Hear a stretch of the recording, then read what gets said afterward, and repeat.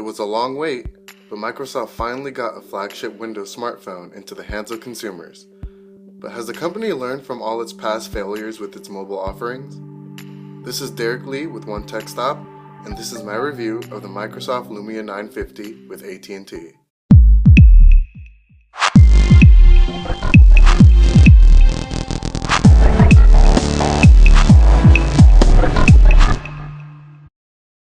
Let's start off with the good. First off, hardware. The Lumia 950 and its big brother are the best Windows smartphones we've seen. How good are they? Well, good enough to match even some of the best that Android has to offer. We're given a 5.2-inch Quad HD AMOLED display with clear black technology, and with the PPI of 564, this is really sharp and really vibrant. Internally, the phone is run by a hexa-core Qualcomm Snapdragon 808 processor, clocked at 1.8 GHz. That, coupled with the 3 GB of RAM, kept the phone fairly speedy in normal use.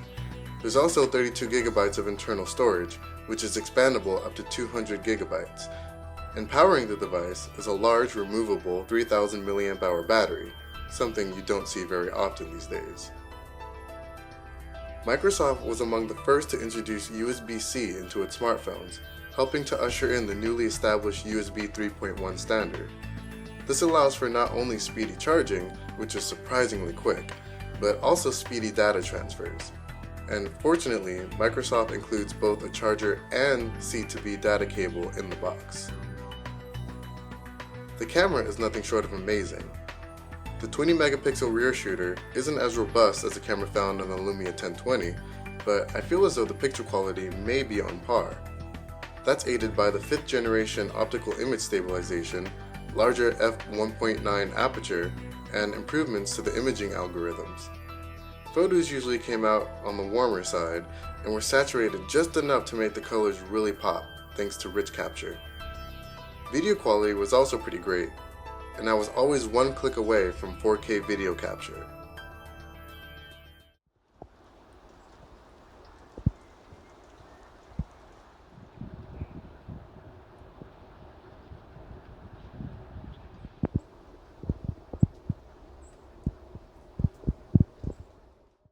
My favorite part was the front-facing camera. The 5-megapixel selfie shooter was the best I've seen on a Lumia, and among the best I've seen in general. Selfies were crisp and clear, and there was even some auto enhance included, not that I needed it. The front-facing camera is capable of shooting full HD video, though resolution was capable of going beyond 1080p.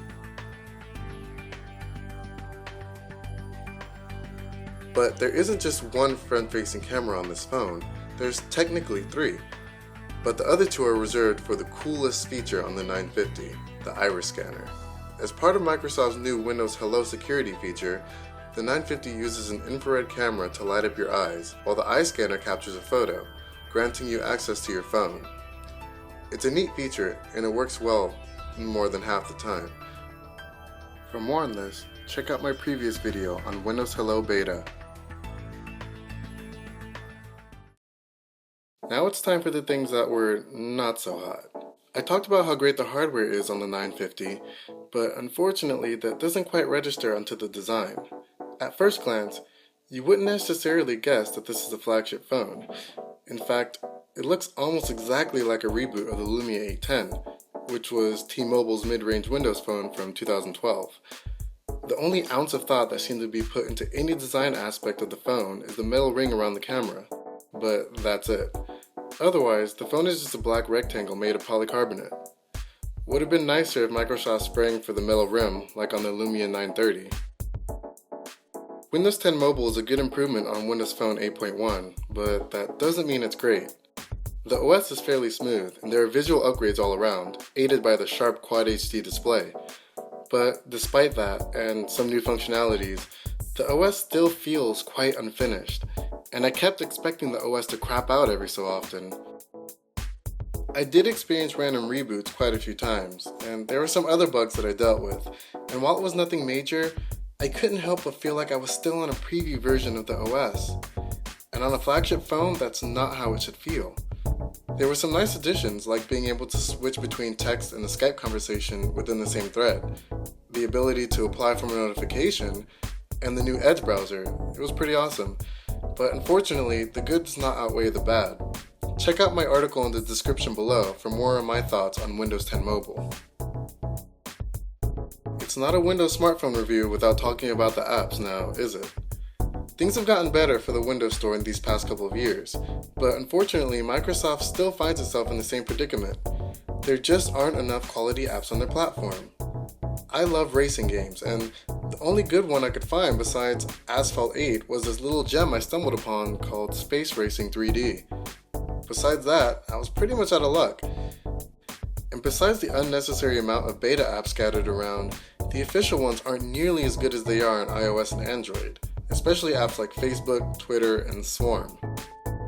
Microsoft's own Groove Music app doesn't seem to know what shuffle means, and it really only shuffles through the songs that begin with the same letter of the current song that you're playing, or something near it.